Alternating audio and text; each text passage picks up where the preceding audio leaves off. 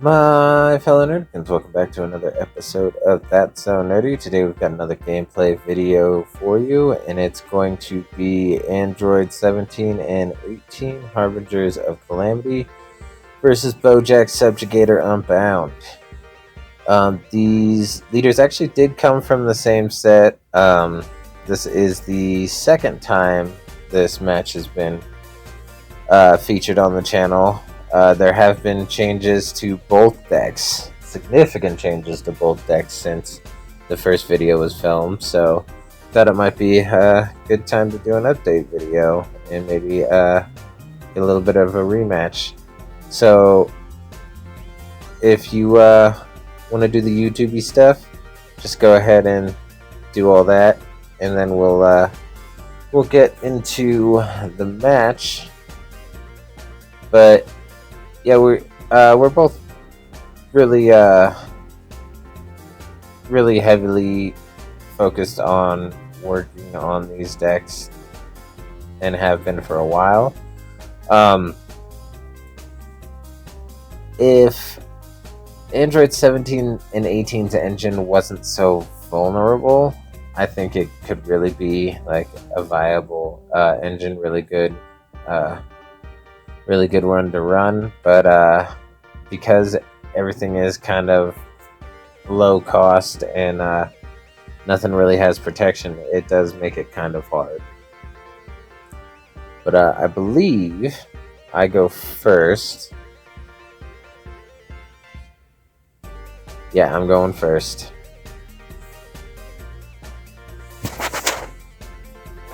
And I do nothing. I believe this hand was fairly bad. I don't think I actually get my unison until I either draw it from life or draw it from the deck. I'm pretty sure I don't have one in hand at the moment. Or actually, no, I do. I believe I do, and then I think I pull another one. Because if I'm not mistaken, I do charge one for my second energy. Because like a lot of decks from this set, when you get your unison, you kind of want to get them out there because they're a pretty pivotal part of your strategy. And so I combo with the 17 just so I can play him out for one. I have to pay one to combo with him, and unfortunately it's only a 5k combo, but that's why having the unison on board is so important, because when you use the unison's marker ability, it reduces the combo cost of all of your mono yellow androids with a combo cost of 1 by 1, which is important because there are a couple cards in here with combo cost of 2, and they did that so you couldn't play them out without paying the 2 energy. So right here I choose to go for the early awaken, which is really easy to do in this deck. All you need to do is use a skill on one of your battle card or one of your cards to tap down one of your mono yellow androids, and then you get to awaken and take yourself down to 4 life. So it immediately makes your super combos live and does all that. But then I played an Android 21 that if on play or when it's tapped down by one of your skills, it negates the skills of one of your opponent's battle cards. And unfortunately, since I did my unison's marker ability already, I'm not able to actually steal his battle card, but now I use my leader's ability to play out a second copy of Android 21, because the leader, on swing, you either get to draw a card or play a 1-drop mono yellow android from your drop area, which is really useful, especially if you see some of the 16s in the deck. But I'm having a lot of trouble seeing the 16s, because ideally you want to see at least one of the 21s and at least one of the 16s. That way you can keep cycling each of them from your drop area back to the field using your leader's ability. In the 16, when it's played, you search the top 5 for a mono yellow android with an energy cost of 3 or less, and then add it to your hand. And then this was one of the little tech pieces that Tommy and I decided upon on throwing into his Boujack, because early game you just want to guarantee that you're getting those draws, and Hit does that because his +1 allows you to draw a card, and then his actually his minus ability is really strong too, especially if you're trying to go for game. Like if he were to go for game in this and then play out the unison that's meant for the deck, which is Majin Buu, of course, the Boonison. It could really make things troublesome because the minus ability unawakens your leader, and it makes it so you can't awaken until the start of your turn. You can't awaken during your defensive step or anything, so you just kind of have to go back down to 10k, and you lose any abilities that your leader's awakened side gives you. Well, we got Mia making a little guest appearance here on the side. She's our good girl. So yeah, I'm able to get 3 of these Android 20s onto the board. Actually, I think they're... Oh no, they are Android 20s. I mean, obviously they are Dr. Droz as well. And I played the Power of a Super Saiyan. Full disclosure, this video was recorded before the set 16 ban list drops. I believe I have one more video in the chamber from before the ban list, and then everything else will have the ban list implemented. Because we like to play with the ban list implemented right away. That way we're not like getting used to interactions that we can't do. But I am planning on adding a series to the channel where you can use any deck or any cards, period. Doesn't matter if it's banned, errated, limited, and it's going to be called unrestricted. Here Tommy uses a super combo and almost plays his energy and rest mode, and I remind him that Zeno actually allows you to play your energy back in active mode. It doesn't come back in rest mode. And that actually comes up again later in the match, and I actually miss it. And he ends up playing his energy back out in rest mode. It's actually pretty inconsequential. It doesn't really change anything. So there's that. Yeah, I had someone come to the door, so I had to answer the door. So sorry about the skips in the recording. And I had to cut a couple things out. But yeah, we're good now.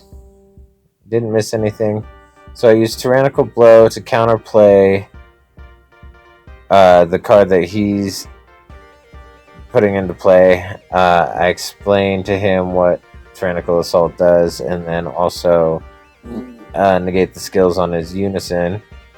And then I use a counterplay on his that's Gokua, to make it play in rest mode when it comes in. So I'm just trying to buy myself some time, especially since I'm not really seeing the pieces that I want to be seeing by now. Because by now, I want to have the 3-drop 17 and 18 combo card out on the board, honestly. Because with the 17 that's on the board ability and the 18 that is the counterpart of that 17, if you tap a yellow energy and tap a yellow android, or rest an android that is not rested, you get to play a 3-drop 17 or 18 from your hand, which qualifies that.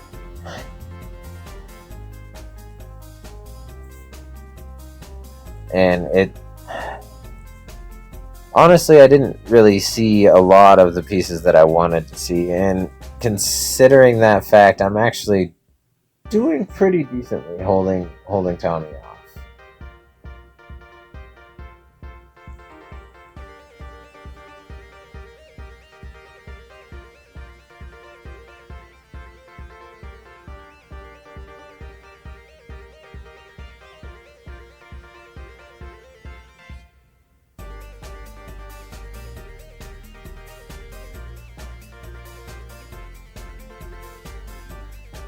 Okay, so yeah, it was just a really long drawn out deciding if I wanted to counter. He comboed up with his other Goku. I comboed out with 2 of my Android 20s, and then he used the Goku's ability to bottom deck another one of my 20s. Which isn't really an issue because, like I said before, as long as you see at least one and you're able to cycle it back through your to your field from your drop area, you're actually sitting pretty well. Boom, there's the activate battle on Power of a Super Saiyan. And that ended his turn.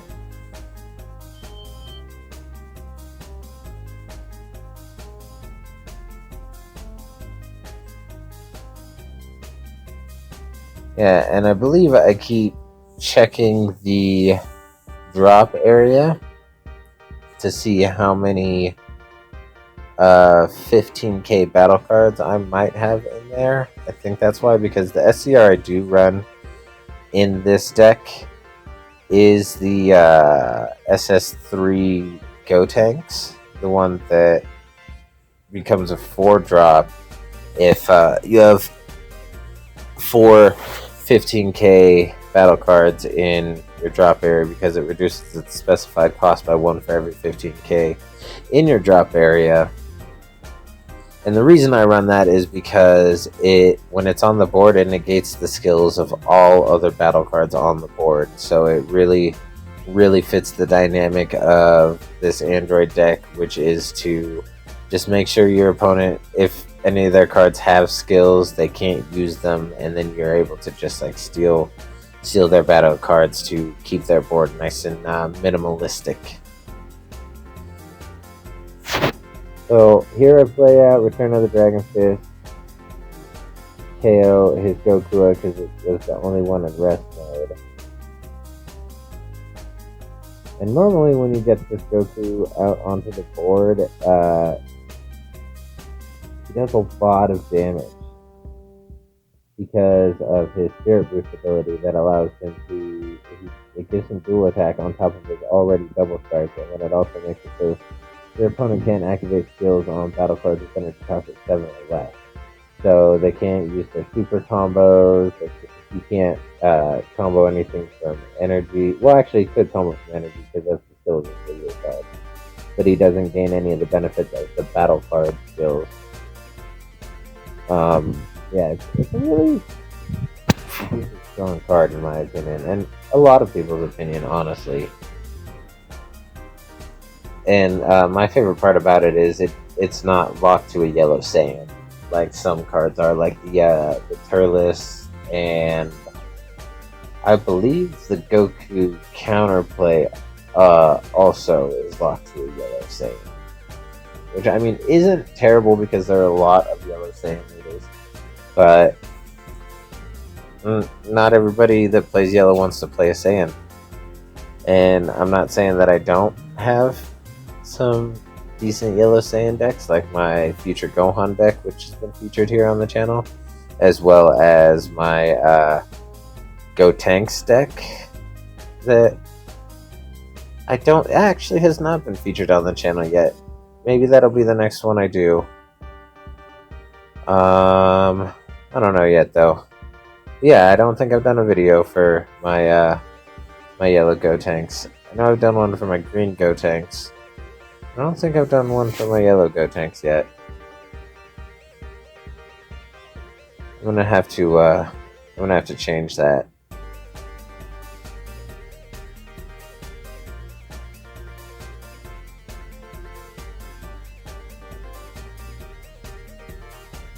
And here's the misplay I was talking about earlier. Yeah, I was talking to my fiance, and that's why I didn't notice that he placed another Boujack down in rest mode.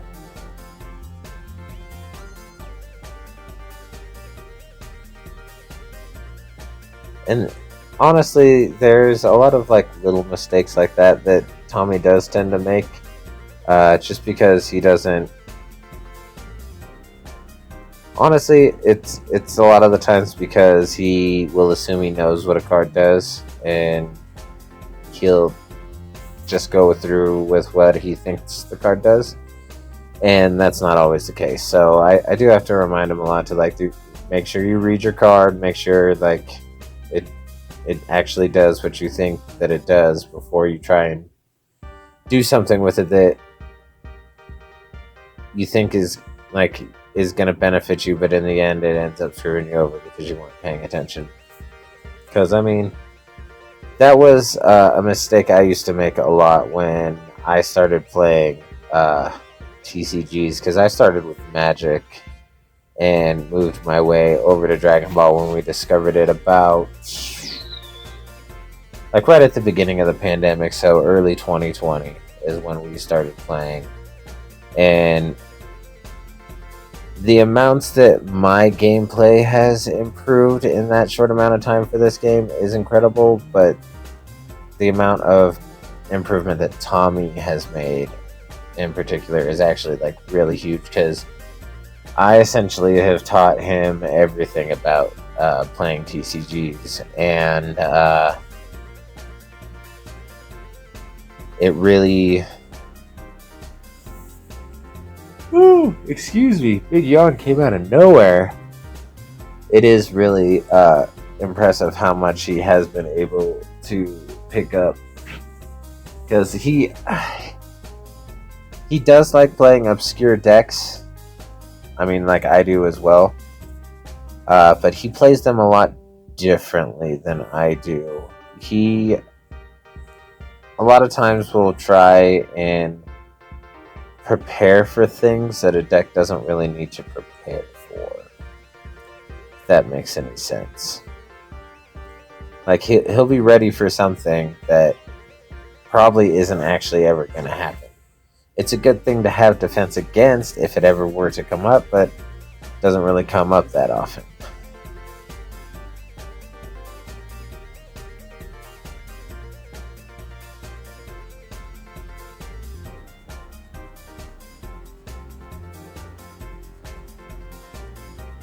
Alright. So yeah, he beamed to make his leader stronger, and I comboed with my Android 20s. Now he plays out his Bunison.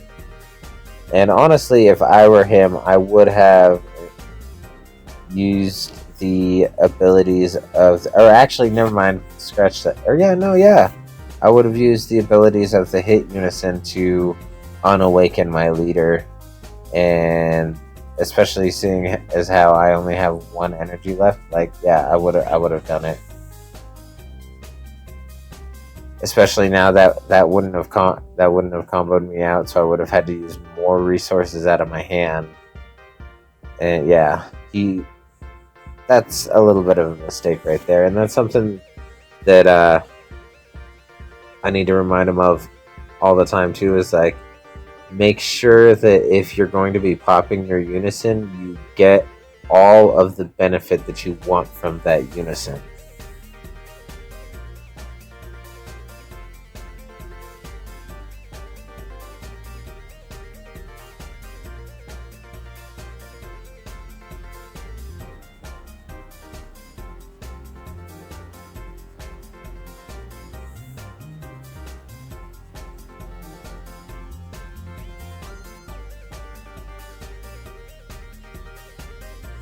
Yeah, so here I'm still trying to dig for some defensive pieces, and I'm trying to also dig for like really anything that's gonna help me, because I am still struggling. Like, I have another one of my boss cards in my hand, and I believe I do have a 16 in my hand.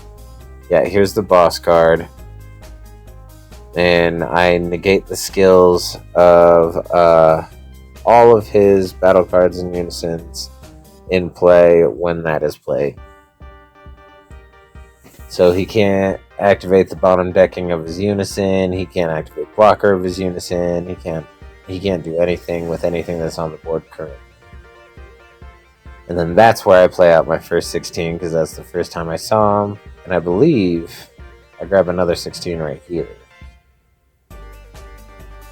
And then when the 16 is played or switched to rest mode, it gains blocker and it switches itself back to active, which is really nice. Especially if you actually see it throughout the game instead of almost near the end where you're struggling and have been struggling for a little while. But I have been able to keep his board nice and small. Boujack doesn't typically go very wide anyway because the battle cards are actually fairly weak, except for the boss card and the unison, which I guess is arguably one of the boss cards as well. But yeah, for the most part, most of the cards are really weak, and then you pay energy to give them a power buff. There's only a few cards in this deck that aren't like that.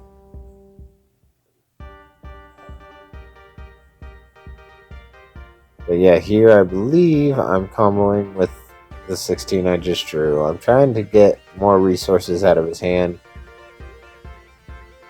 which, I mean, is still dangerous in Boujack because of the fact that they can play cards from their combo area, just like that. So it is a little dangerous. But I mean, it is what it is. You gotta do what you gotta do, especially when your hand is very, very poor as mine.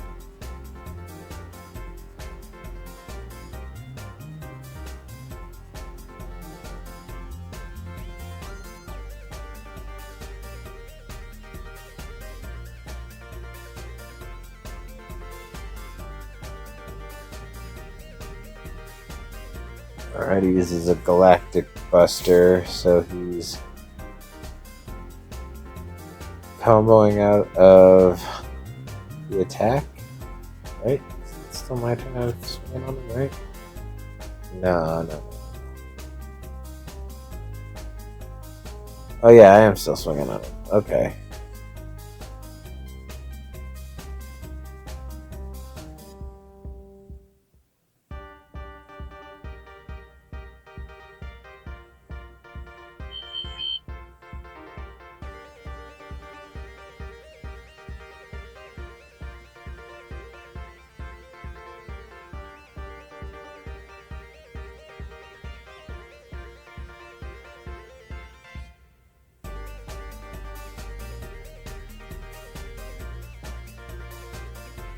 Here he finally baby hatches me. He had baby hatch in his hand that whole time and was wasting counter after counter after counter.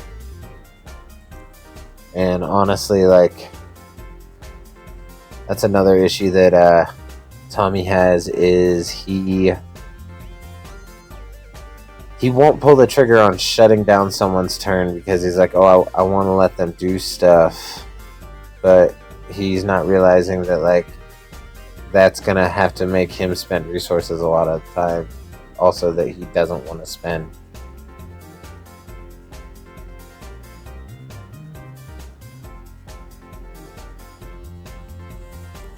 But I'm pretty sure it doesn't matter all that much anyway, because he's going to go in, push really hard for game on this turn. So right here, it's go for broke. I think I have 3-4 cards in my hand, tops. And I'm really counting on being able to use that 16 right there as defense.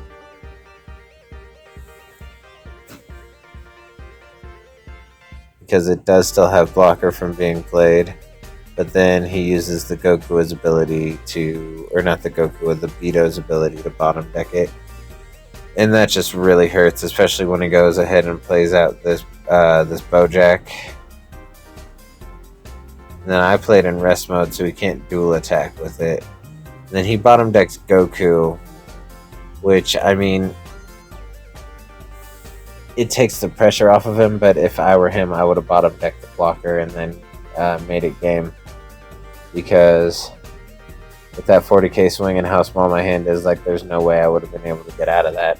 But this is where it ends right here, because I want to play out the 17 combo out of that attack, and this attack ends it. So like, comment, subscribe, and stay